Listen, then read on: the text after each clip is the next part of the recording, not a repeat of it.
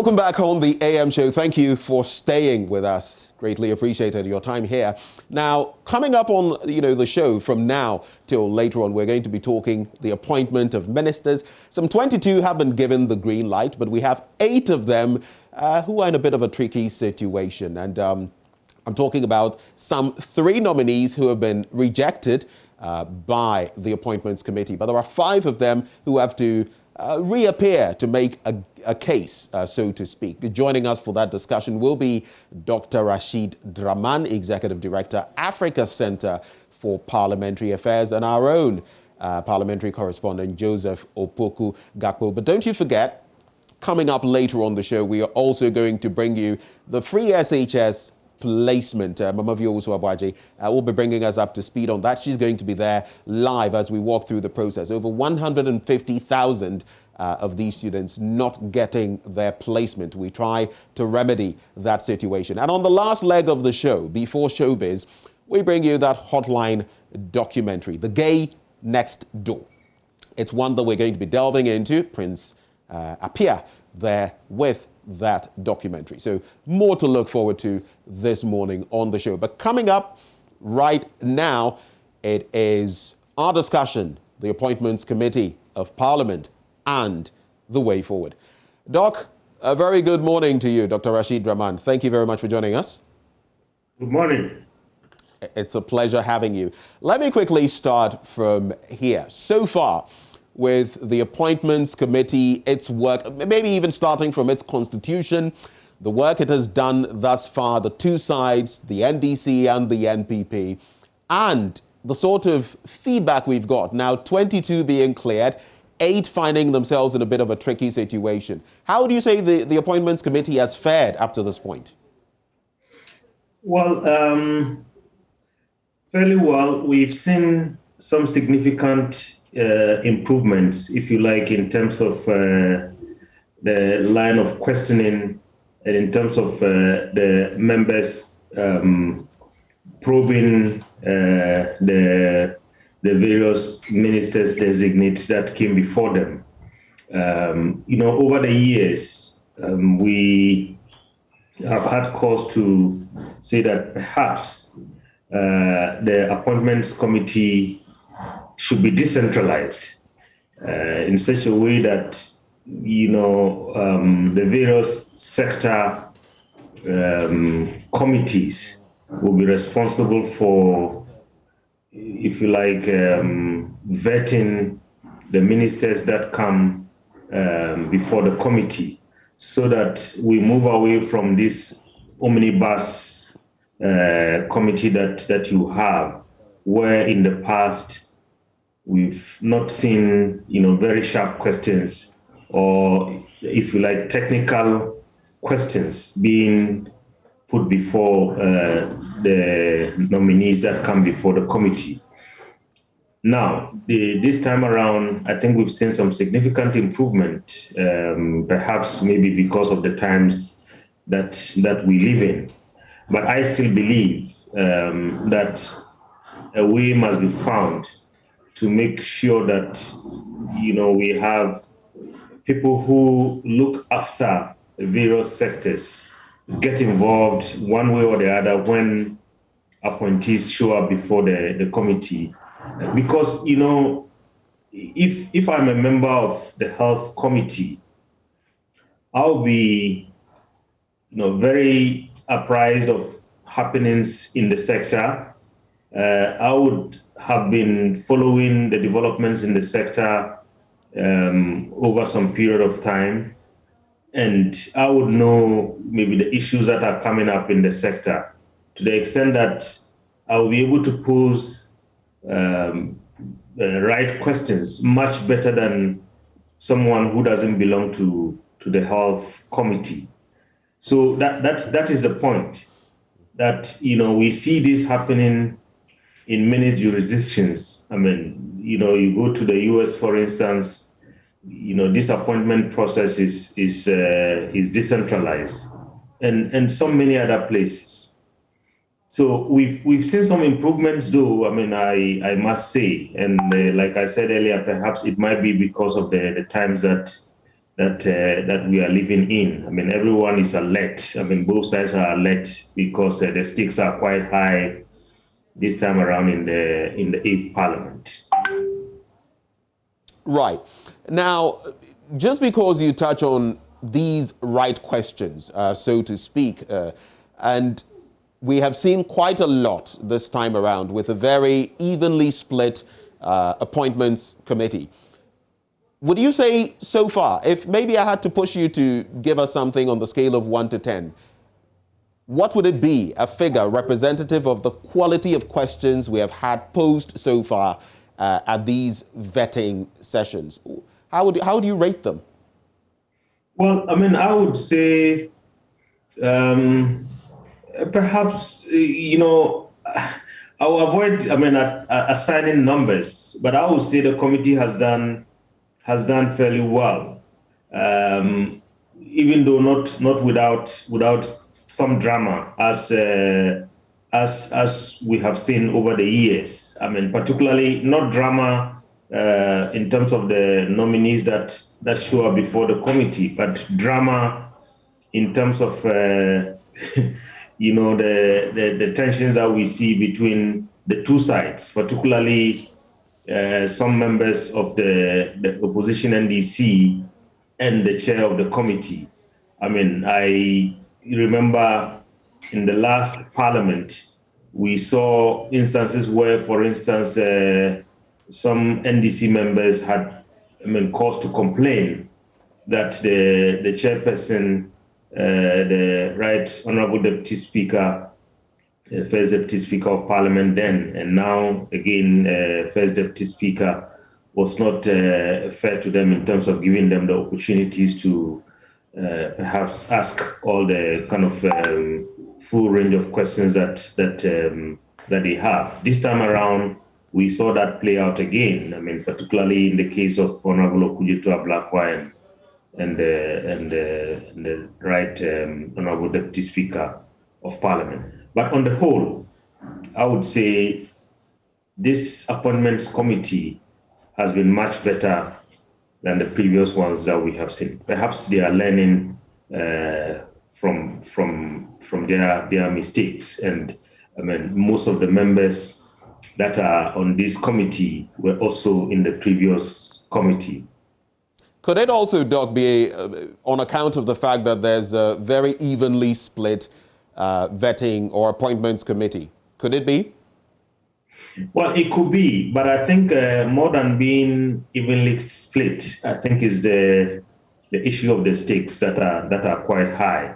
I mean, the issue of the stakes that are quite high this time around, and also I have seen a lot of constituents putting pressure on members of the committee to, if you like, think or vote in a certain way. What we are seeing here this time around, and then also, of course, I mean, I don't know whether you followed that, I mean, the statement that came out of the neck of the NDC, the party getting involved in this. I mean, perhaps this is the first time that I have seen something like this. So we are seeing a situation where, the MPs are, rather than being perhaps people who have, an independent kind of status to make decisions on behalf of the people that they represent. Rather, we are seeing them more of, being considered as delegates, and the people who send them to Parliament, that is the party and the constituents, are now dictating, the way they should think and behave on the committee. Well, that's a discussion we would get into in the course of this, interaction that we're having, and maybe delve into certain matters for us to take a closer look at them. But I just want us to, get through this bit about the requirements, basically, for passing some of these nominees, or all of them, I should say, who are brought before the Appointments Committee. The reason I bring it up, ordinary folk would be wondering, What are the processes? And is it very discretionary for some parties to decide that, okay, we're not going to vote for this person because of maybe substantive matters or maybe very partisan issues? What are the real requirements for these nominees in terms of passing? Well, I think the reason why, people are vetted, is, if you take the concept of accountability, is two-way. You have to demonstrate that, you are somebody who can be trusted with the mandate, resources, the power that comes with the office, and so on. And in return, you get the people's confidence, to go and discharge, the mandate that has been given to you. So technically, I think, when you reduce all these process that we see at the appointments committee, that is what it comes down to. Having said that, that's a political arena. And so this cannot be done devoid of some politics. But,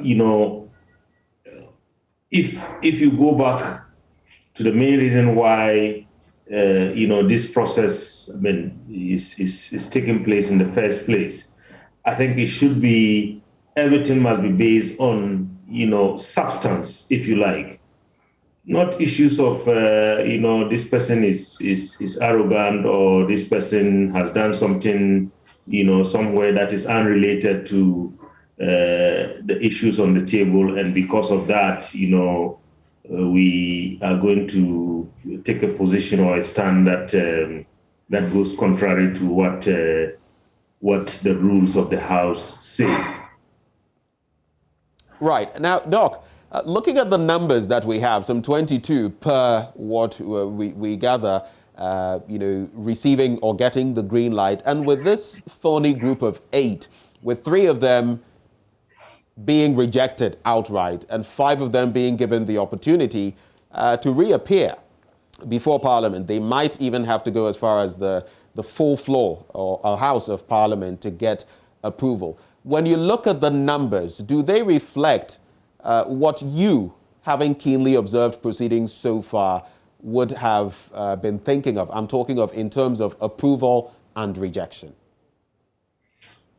A few of them, I was not surprised.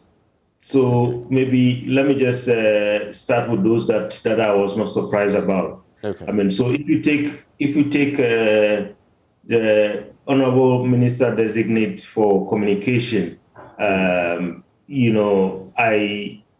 before the start of the process, I think there have been a lot of calls, from civil society organizations and so on, because of the fact that, people were looking at how she discharged her mandate in the previous government and so on.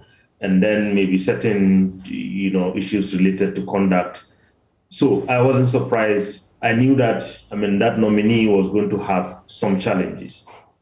If you look at the, Honorable Minister Designate for Fisheries, I knew that there was going to be a problem there as well. Mainly because, again, in this particular case, because of, previous happenings in her constituency and also within her ministry. If you remember, there were so many issues in the last Parliament about, budgetary allocations to that ministry and so on and so forth, and then the firing of the shot. Which some of us were really surprised. We thought that the police was really going to investigate that and make sure that the laws are applied. So those two, I wasn't quite surprised. Regrettably, they are women. At a time when, as a country and as a continent, we are pushing for, a lot of women's participation within the political space. You would think that, we should be encouraging women, and women who are the minority in this whole thing should not be facing these kinds of challenges. Right. Then the third person that I wasn't quite surprised about is the minister designate for, railways. Of course, if you remember, because of the issues that the minority side, have had in terms of the SAL group, they being disenfranchised, and all point fingers at him and so on. So I knew that some of these things were going to be behind the minds of the members of the minority. The ones that I am a bit surprised about, particularly, I think the three that were outrightly rejected by the committee.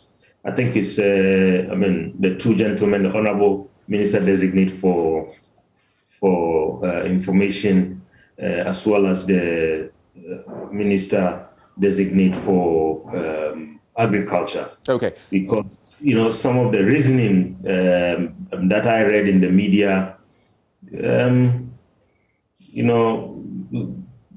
are issues that I think we need to ask some questions about. Okay, so we'll get into some of the reasoning and find out whether they are tangible enough for the minority to have gone down this road, or whether it's just vindictiveness at play, even as far as the Appointments Committee is concerned. But I just wanted to ask you this question. In speaking about Mavis Hawakumsin, the Minister Designate for Fisheries and Aquaculture, you made mention of the shooting incident. You also made mention of certain concerns in the ministry as she had, been at the in charge of in the first, reign of the NPP. But how do you find her performance proper at the Appointments Committee? You didn't mention that. How would you rate her performance?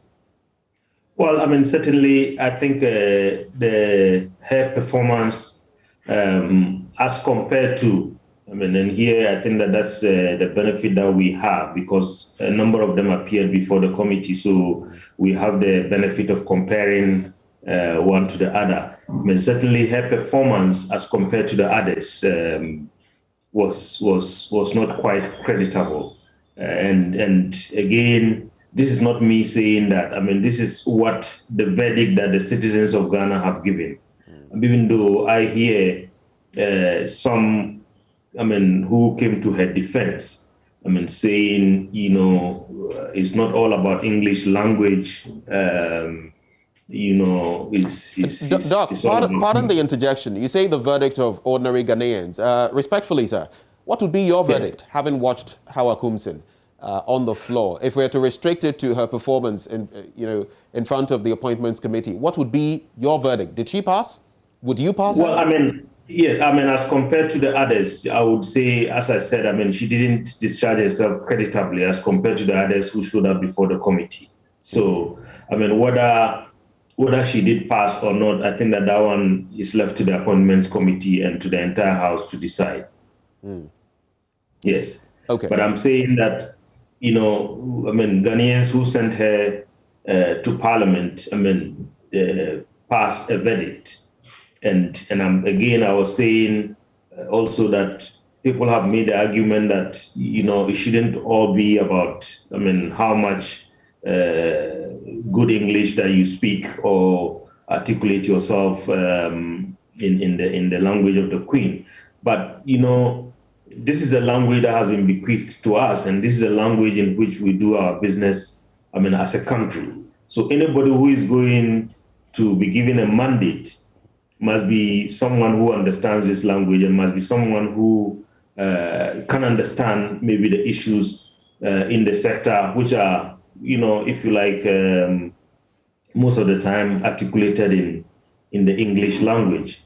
And then also, all the documents that come before the House, I think from the ministry and so on, are all documents that have been constructed in the English language. And this minister designate would have the mandate to oversee this. So that is why many people thought that, yes, English is not our mother tongue, but, that is a language in which we do business. So we must be competent enough in that language in order to be given the mandate to lead. Speaking on the bit about language, I also know that there are processes to follow, even in Parliament, to trigger certain other local languages of application here.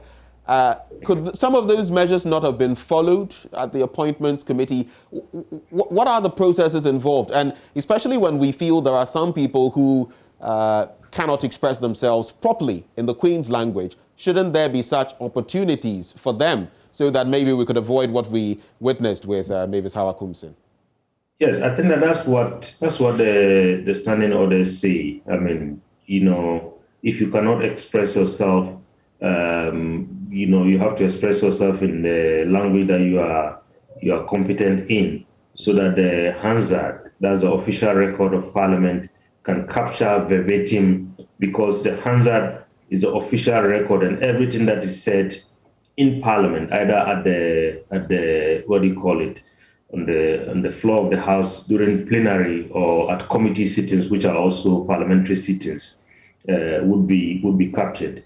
But over the years, I think we've not been able to put the infrastructure in place to be able to capture this quite well. Because, for instance, if somebody got up and started speaking, maybe not Fanti, not Tree, but maybe some kind of very minority language that most people have not heard of, I mean, in our country. I mean, I don't know how the people in the Hansard department are going to capture that. So over the years, we've had instances where this has not been possible. It's been quite difficult.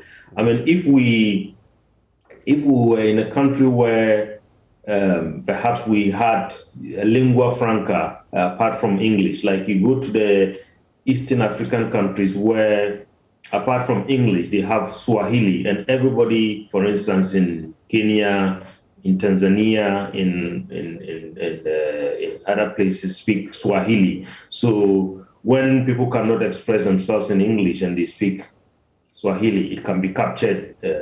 But you come to our situation, like if I get up on the floor of the House and I start speaking Hausa, I don't know whether the people in the Hansard, I mean, will be competent enough to capture what. So I know, Doc, that there are a number of languages, the local ones, foremost among the many hundreds that we have, which are proffered. And maybe, hopefully, just to wrap up on this aspect of the conversation, would your proposal be to the powers that be to ensure that moving forward we put in place the right mechanisms so that people can express themselves in their languages of choice, local languages of choice, apart from English, if need be?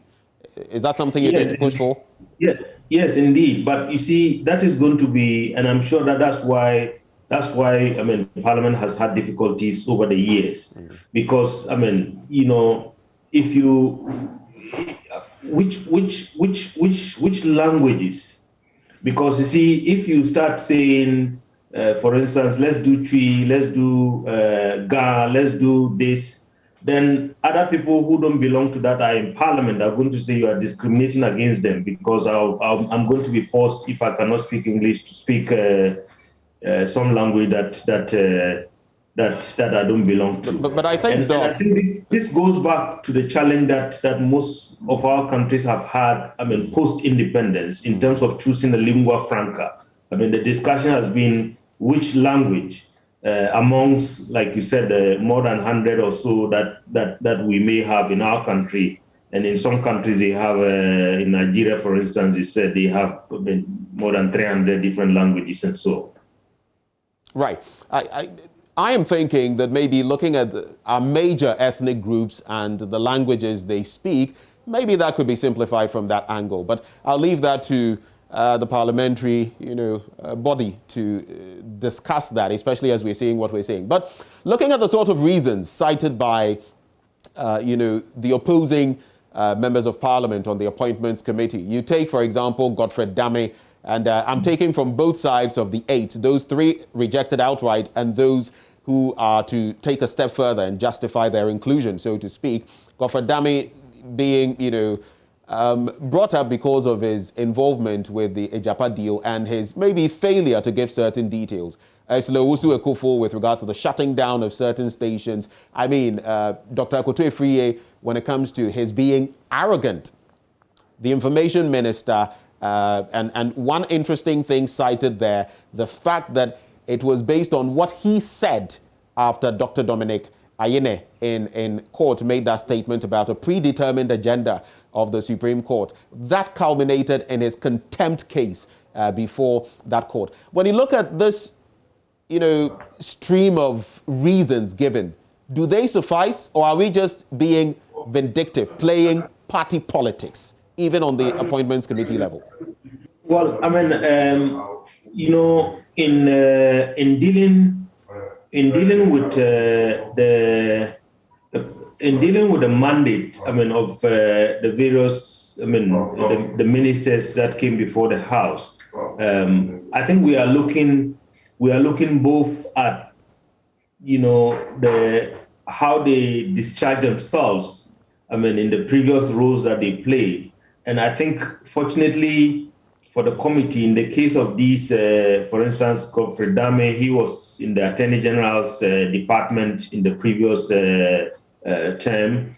Honorable Esla was, I mean, same, I think, in the same ministry previously. So the appointments committee was looking back and looking forward, because now you have a record based on which you are being assessed. And then you're also being assessed in terms of how you would be handling certain issues when you are given the mandate.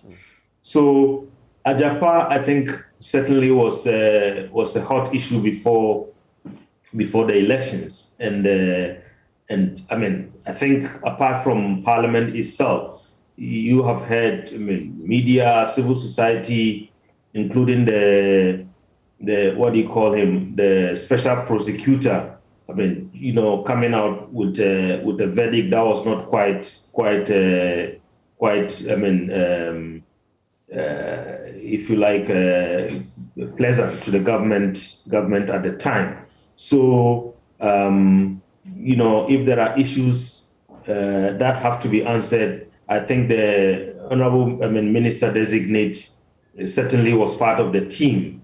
So I mean, some good reasoning in terms of, I mean, getting him to perhaps provide more answers, so that we can be assured that, I mean, there was some level of transparency and so on. And then Honorable Esla, I think the same, because there were issues, I mean, as I said, during her previous tenure. So those are substantive issues that I believe the committee and the members, particularly from the opposition, were, I mean, I would not fault them for asking for some further clarifications or some, further justifications from these individuals, particularly also to ensure that, as a country, we don't commit, I mean, certain errors and then show up before the committee and say, oh, I am sorry, and I mean, then that is brushed aside and then we'll move on. No, I think we need to probe some of these matters further. What I have issues with is when we say somebody is arrogant, and because of that, we are not going to approve him. That might be a difficult one to justify, because arrogance, if you like, is subjective. I mean, somebody just even by their very nature, I mean, you could look at them and then think that they are arrogant. I mean, how do you define that? So if there was any substantive issue, I mean, he had the mandate to give us food and jobs. I would have thought that maybe if he had failed at that mandate that was given to him in the previous, or maybe he failed at properly explaining or, I mean, showing how he was going to run the ministry in the next 4 years, then perhaps maybe that might be where the members would have some issues with him. But if they say arrogant, I would beg to differ in this case. That I think they should come again. That is not good enough. Okay, so on that score of arrogance, you feel that is not enough justification. But looking at the history of, appointments committees, especially in the Fourth Republic, would you say this move by the opposition members of parliament or those on the minority side is merely a bluff? Do you think it's just the minority side ruffling its feathers, bluffing, trying to show that, well, we have the numbers in parliament and we can also make you uncomfortable for things you did in the past? Is that what's happening? I don't know whether that is what is happening, or maybe there's some other reasons that we don't know. Again, I have not read any statement coming from the minority side, so we are reading all this in the media. So it's not. I wish they had a press conference where some of these issues were raised, so that at least we can hear directly from them. This certainly is to be expected in this parliament, that because both sides have the numbers, we are going to see more and more of this being played out, particularly more so from the minority side. And sometimes I think they will be on the side of, if you like, being right. But because this is all kind of new territory that we are chartering at this time, because over the years in the Fourth Republic, I think we've had, instances where you can make all the noise in the committee, whether it is under NDC or NPP rule. At the end of the day, the numbers will speak. But this time around, the numbers is going to be very difficult for the numbers to speak. And if the numbers are going to speak, they are going to speak in a way that maybe might not be comfortable for one side or the other. Right. But we might be seeing the kind of split that we are seeing now. We might be seeing that in the future. And minorities certainly will change. So I think I would just urge some caution on both sides that, look, don't try to set some precedents that tomorrow when you find yourself on the other side, you might start complaining. And then I think for the majority side, it's also important that they don't conduct themselves in a way that they are, if you like, giving credence to the perception that already exists even before we go into any parliamentary deliberation, that the NDC side is going to make life difficult for the MPP side and for the government of the day. Right. Doc, right before we go, we're wrapping up on the conversation, but there are two quick things I want to run by you in the next 2 to 3 minutes. The first has to do with this. The National Executive Committee of the NDC and the action they've taken, what statement they've put out there, bordering on some of these appointments. Right or wrong move? Honestly, I think that is a wrong move. I think they should leave the MPs to do their work, because you see, over the years in most of our countries, we have heard that when MPs make decisions, most of the time, it is more because there's something we call the legislator's dilemma. When an MP raises his or her hand to vote, in this case, when they go to vote on these issues, are they voting for country? Are they voting for self? Their interests? Are they voting for on the behalf of their constituents, or are they voting on behalf of some lobby group, or are they voting for the interests of party? At the end of the day, the interests of the citizens and country, I think, should be paramount. And over the years, in most countries, we've heard that, the parties are so strong to the extent that they dictate the way members of parliament should conduct themselves. And I think that is wrong. Members of parliament are supposed to be trustees with some independence, that when they go there, we can trust that they are competent enough and they look at the issues and they try to strike a balance. Okay. They come from political parties, they are from the stock of those parties, but at the end of the day, I think, especially what we are seeing in our country, more and more citizens want members of parliament, to side with them, right, and not some parochial party interest. So okay. I think on that score, I would have, thought that yes, maybe even if the party, even if that's their position, there are other ways of doing it. Behind the scenes and making sure that whatever their interest is. Okay. And my very final bit to you, Doc, as we wrap up. You've seen these nominees come before the appointments committee. Who would be your best and worst performer or performers? Very briefly, who's shown the most for you, or which people did the best to you, and who have been the worst performers? I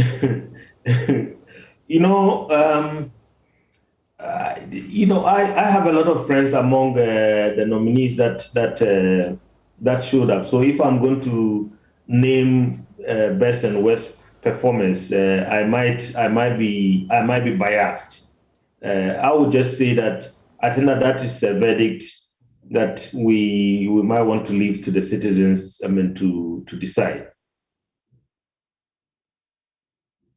Doc, thank you very much for engaging us, sharing your thoughts on these matters we've discussed this morning. Dr. Rasheed Draman, Executive Director, African Center for Parliamentary Affairs, wishing you a very lovely day, sir.